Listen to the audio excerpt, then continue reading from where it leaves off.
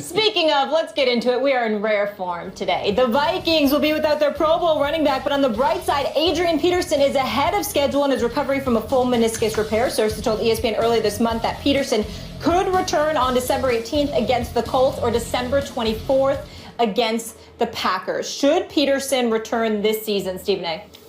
Hell no. Hey, stay home, man. Collect your money, chill out. Come back another time because obviously you know you're going to go on the downside of your career because you're over 30. You know what they say about running backs, that you have defied the odds in the past. I have no doubt that you can defy the odds again. But that's assuming you don't rush it and you put yourself in a position to come back 100%. I haven't heard any reports that have intimated that if Adrian Peterson comes back this year, he will be 100%. And I think that's exactly what he needs to be if indeed he is going to be that elite running back that we assume that he is, because we always assume that from Adrian Peterson because it's AP is AP, and that's just the way it goes. I think that you don't jeopardize that. This Vikings team, even with Adrian Peterson, with the other pieces it does not have at its disposal, I think they're a piece or two away on the offensive side of the ball, whether they have Adrian Peterson or not. I don't think that he should risk it because he would not be 100%. That offensive line is not fully loaded. They got a lot of work to do on that offensive line. Don't jeopardize your future. Don't jeopardize your career. Don't jeopardize the future Benjamins that are destined to come your way by trying to get something you ain't going to get this year anyway. Minnesota's not going to be better than Seattle. They are not going to be better than the Dallas Cowboys. I'm not willing to say they're going to be better than the Redskins or the Vikings or the Atlanta Falcons. Chill out, pump the brakes, stay home, collect the check, and come back another day when you're 100%. Don't do this now. You're wrong. He'll never be the 100% Adrian Peterson that you're remembering from the past. If he's 80% of Adrian Peterson right now, and he has a chance to make the playoffs by coming back, he should come back. Now, I say I don't count someone else's money, but that's not true. Sometimes I do. In fact, I do a lot. You do. Yes, you do that a lot. Yes, I do. Well, go ahead. Yeah, I do. Okay. And Adrian Peterson's made a lot. And if he was a rookie or he had his whole career ahead of him, that'd be one thing. But he wants to chase a championship. He's a very competitive guy. Do you think the Sam Bradford trade was a mistake, Stephen A. Smith? Do I think it was a mistake? Yes. No, I do not. Okay, no, neither do I. And if you don't think it was a mistake, that's because you admire the fact that Minnesota looked at their roster and they said, this is a good team. And just because Bridgewater goes down, we can't give up on this season. And just because the going got rough doesn't mean you give up now. What's the problem with Minnesota? It's the offensive line. That's why Peterson was struggling even before he went out. But let's just from a kind of broader point of view, what's the problem? The running game. They really can't get that going. So play action, whatever, none of it's going to work. It's going to affect Bradford negatively, which is why, though he's not a great quarterback, he looks right now worse than he actually is. If you believe, and I do, and I think you do too, that Adrian Peterson is an upgrade, even 80% of Adrian Peterson is an upgrade, with the playoff berth still hanging in the balance, if you're the Vikings, you pushed your chips to the middle of the table this season, you don't stop now. And if you're Adrian Peterson and you have not won a Super Bowl and you're one of the greatest players who has ever lived, and he is, and you have a freakish superhuman ability to come back from injury, and he's demonstrated that in the past, then you take your shot while you have it, because there's no guarantee you will get a better shot. If he can come back and they're still in the playoff hunt, he should absolutely come back.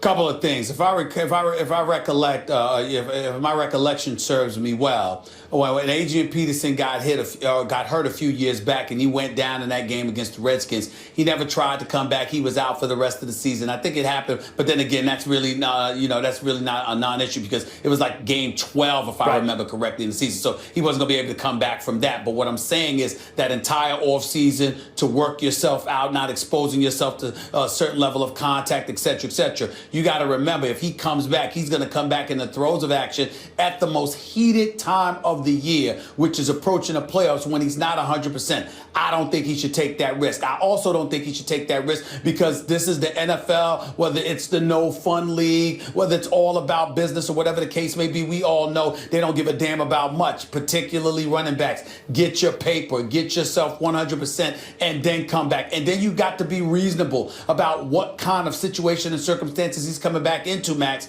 If you had Dallas's offensive line, I might be prone to agree to some degree anyway. But he does not. I get He's that exposing point. himself to the same problems that he had before he went down. You're looking at it from his point of view, from a football player's point of, or from a football perspective generally.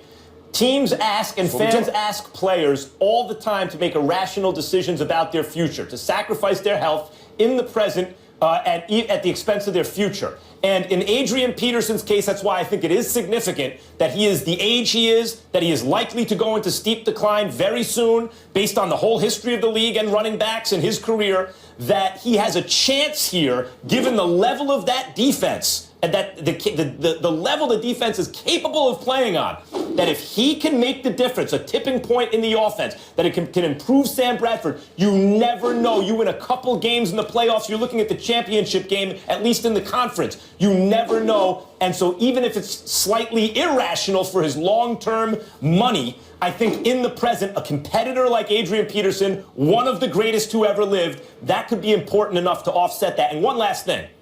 I heard you refer to him as AP.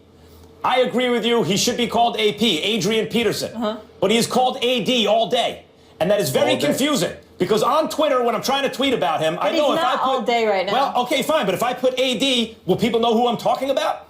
If I put AP, will they think I got it wrong? And I didn't know the difference? Let's get on the same page about this. It is AP or AD?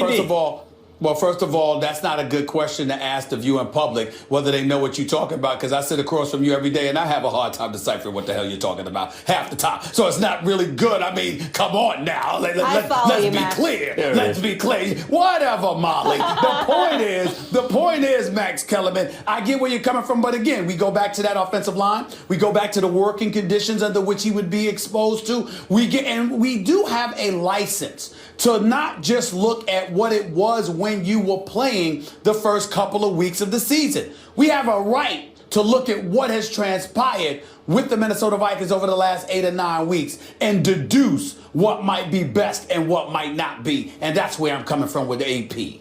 Fair enough. Dallas is favored by 3, and they are 5-0 on the road. Inside, pound for God, puts Dallas on top. We need to play better, so that's really where our focus is. St. Elliott coming right, 50-yard line and sprinting.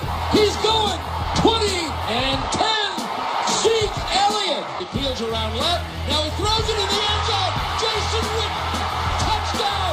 Cowboys win. Give to Elliott up the middle at the 20 to the 10, and he will go to the end zone. Ezekiel Elliott with 9 seconds left. What a football game. Over and over again, in critical moments, he came up with big plays. He just played winning football for us. The kind of team we want to build, handle any situation, go on and have the kind of guys who are going to respond the right way. He's certainly done that all year long.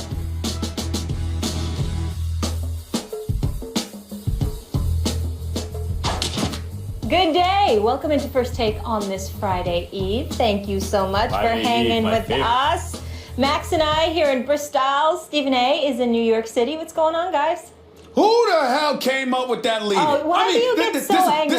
This is what we got to deal with today. I mean, the show hasn't even started yet, and I got to be annoyed and disgusted with highlights of the Cowboys. This is a Max Kellerman too early thing. for this. He put y'all up to this. Molly, you put him up to this. What's wrong with y'all? See, I haven't had any caffeine yet. You get this agitated this early in the morning still. This is a lot. This is a lot right now for me. Really? Yes. Really? Y'all don't get where I'm coming from? Y'all don't feel my annoyance? I mean, are you kidding me? The show hasn't even started yet, and already a bunch of highlights from the Cowboys? The real deal. Dak's the real deal. Cowboys won the draft. I faced it. They haven't won the division yet either. Let's be honest. All right. Let's get into it.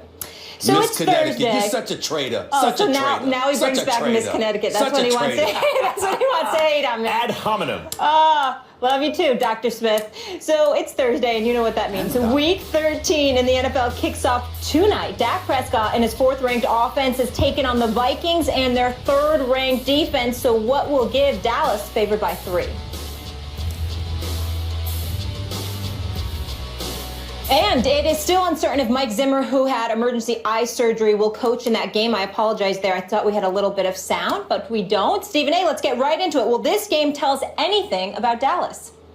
No. It's not going to tell us anything about the Dallas Cowboys. What is it going to tell us? I mean, the Vikings have an elite defense. We all know that. Xavier Rhodes is a bad boy, a corner that I think needs to be recognized as being one of the great corners in the game today. But offensively, what do they have? There's no Adrian Peterson. That means there's no rushing attack whatsoever. They only average like 1.5 yards per carry before contact, for crying out loud. This is the worst in the NFL. Stephon Diggs ain't 100% healthy. Kyle Rudolph looks slower than ever before. I don't even know who their number 2 receiver is. They've lost a couple of offensive linemen all year long. They're depleted at that particular position, so they can't run block. They can barely protect the passer. It's just that Sam Bradford gets rid of the ball quicker. I mean, what are we going to learn about the Dallas Cowboys here? That they can beat up on a depleted team? I mean, that's about all that you're going to learn. That their offensive line can, plug holes or push holes as wide as Broadway on a Sunday morning. I mean, what are we going to say? It's really nothing to say right now. I don't expect, nor do I anticipate, to learn absolutely anything whatsoever from the Dallas Cowboys in this particular game. As far as I'm concerned, Minnesota is depleted.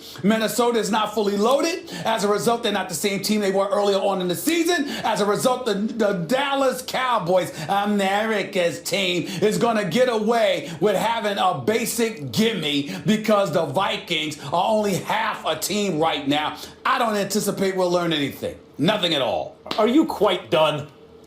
Look. Yes. Look. What do I always say? In the NFL, only the Patriots are actually a good team at all points in the season.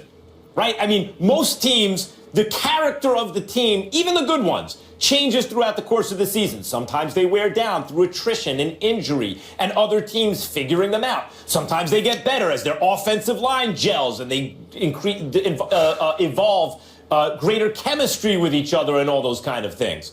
But the Cowboys have forced their way into that kind of Patriots conversation this year, just this year, where they have been good all year long, really good, and getting better. And yet, when you look at the record, they've only played 3 playoff teams. They've had a soft schedule. 3 playoff teams: Washington, the Giants, and the Ravens. And those aren't like Giants? 3. Yeah.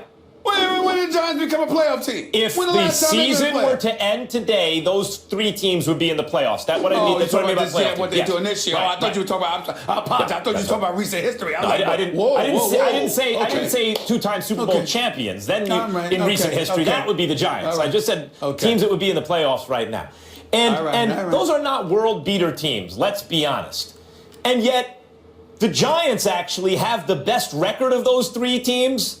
And they actually beat the Cowboys. The one playoff team, if the season ended today, that the Cowboys played with the best record actually beat them. So even the good teams, even the Cowboys, you are constantly looking for evidence throughout the course of the season that they're actually good. And you're right about everything you said about the Minnesota offense.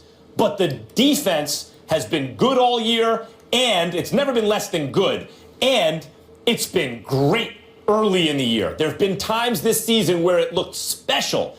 And Minnesota's tough to beat at home. So if the Cowboys roll into Minnesota and they're the favorites to win, and they do win on the road against a good defensive team who's tough to play on the road, it gives you more evidence that they're actually an excellent team, maybe the best team in football, Stephen A. Smith. The Patriots haven't looked as good as they did earlier in the season recently either. They might be the best team in football. This would be more evidence. Well, a couple of things. As an aside, away from football, it's hard to look through the screen and see and visualize you in all your glory. I'm not sure I like that haircut on you. We'll talk about that a little bit later. Same haircut I always get. I don't know. I don't know. It's like a crew cut from the 80s. I don't know. We'll talk about it later. Let's get back to the football issue. You've got a lot of nerves talking about someone's hair. Go ahead. You got the Dallas Cowboys, all right? Now, this is a team that's ranked 31st against the pass, Max. Yep. 31st against the pass. Here's the problem with that. Minnesota, that's the last thing you expect them to be able to do any damage with because, again, you don't have a run attack, you don't have a great offensive line, and you don't have quote-unquote great receivers, even though I like Stephon Diggs a lot. I'm wondering about his health. So because of that, I certainly don't expect anything from you from your running game. The combination of the two, if the Vikings are to have any chance in this game whatsoever, it's the fact that people believe they're playing with house money. because they're just not that good offensively. And as a result, minimal expectations. And because of those minimal expectations, they can turn around and play lights out and shock everybody else and catch the Dallas Cowboys sleeping. But I'm assuming that even though I'm disgusted with their fan base and I can't stand them, that the Cowboys themselves are not stupid or ignorant enough or arrogant enough to believe that they get to sit up there and take a pass and act like they've arrived when they haven't done anything in almost 22 years. Look, if I'm assuming they'll be ready. If you win 11 straight games in the NFL, you're really good. And that's what they're trying to do. That's what they're fixing to do, Stephen A. Smith. They're field goal favorites on the road. That's pretty solid. If you win 11 straight games, no mess-ups, no by chance the other team gets lucky and win, no sleeping on anyone, no quote-unquote trap games, you're really good. Any team that goes into Minnesota, I don't care how depleted the offense is, and beats the Vikings at Minnesota, that's a hell of a team.